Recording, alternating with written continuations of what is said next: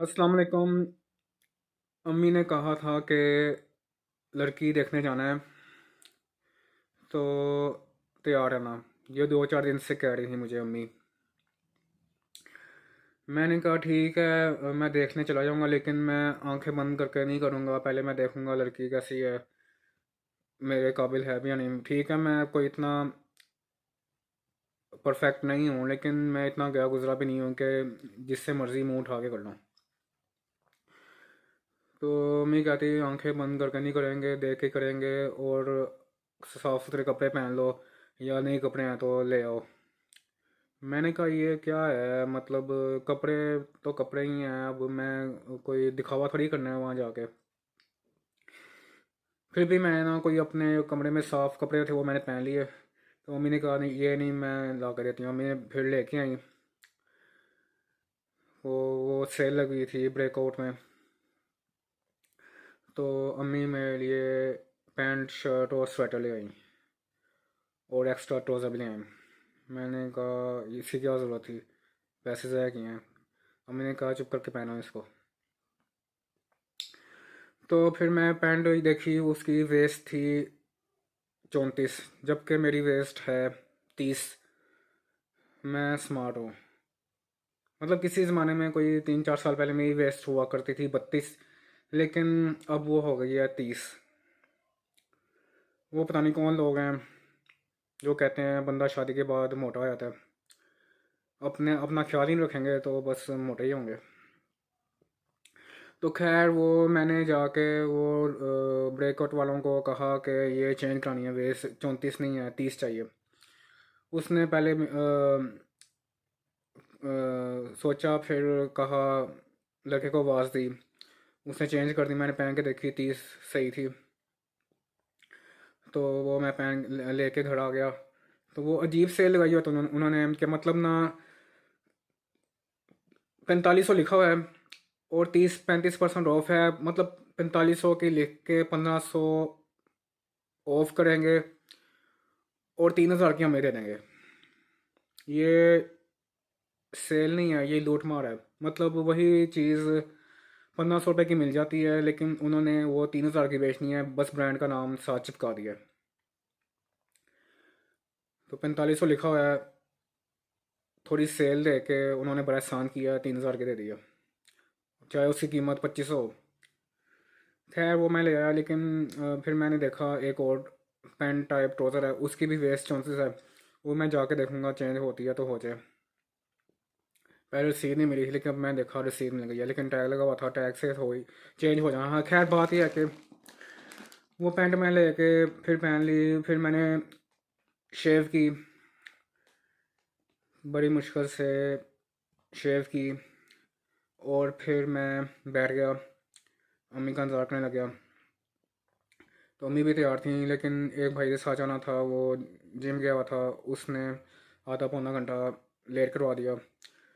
तो खैर फिर भाई की गाड़ी लेके वहाँ गए, घर के पास किसी जगह पे, वहाँ पे फुप्पी को लिया।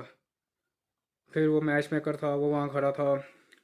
वो उसने कहा कि पहला इम्प्रेशन होता है, वही फ़र्क डालता है। तो हम उसके फिर फूफी को लेके रिश्ता देखने गए।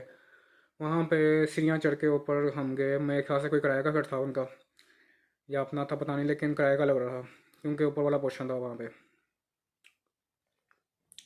तो वहाँ पे अजीब सी स्मेल आ रही थी। अम्मी मुझे कहती रहती हैं मैं ये हूँ, मैं वो हूँ, साफ़ सुथरा नहीं रहता।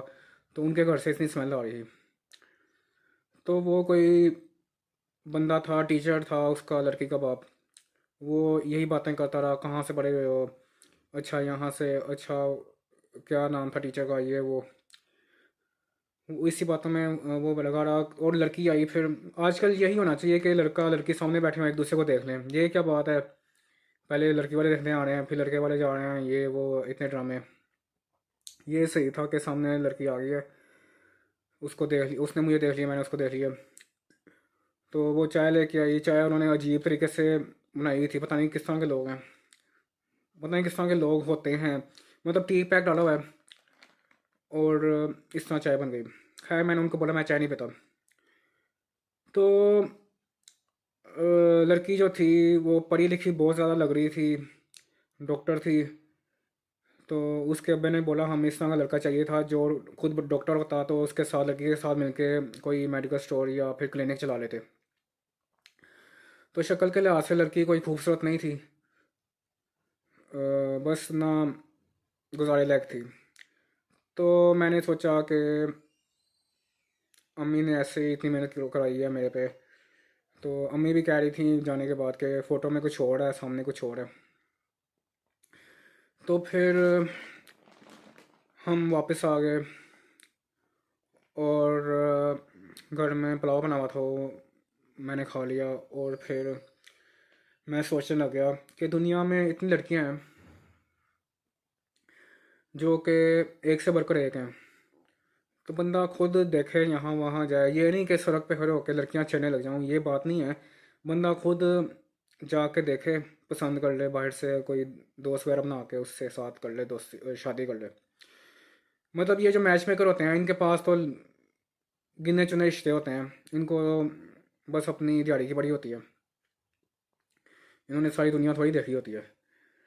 खैर वो जो ना, जो जो भी है रिश्ता जो है, वो घर वालों ने कहा कि बस हमने हमने फ़ोटो में देखा था कुछ और था, यहाँ कुछ और है। तो बस ये तो उनकी तरफ से भी, उनको भी शायद डॉक्टर चाहिए था, और हमारी तरफ से भी कोई बात नहीं बनी। लेकिन दुनिया में लड़कियां बहुत हैं और दुनिया बहुत बड़ी है।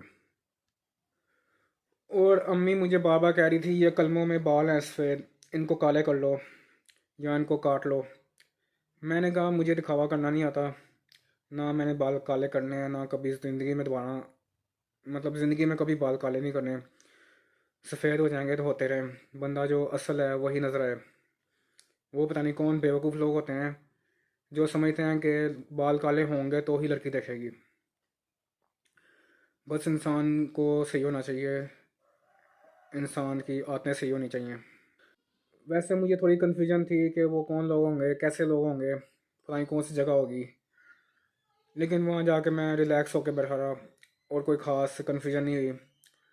और वो लड़की की माँ मुझे आंखें फाड़ के देखी जा रही थी।